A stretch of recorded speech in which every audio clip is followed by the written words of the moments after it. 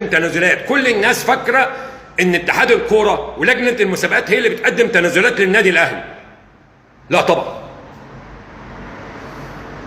الاهلي هيدور على حقوقه بالظبط.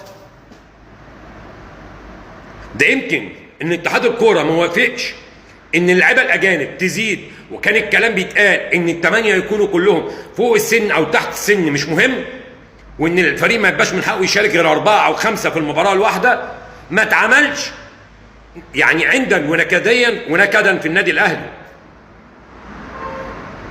ان المشكله تبقى متصدره للنادي الاهلي.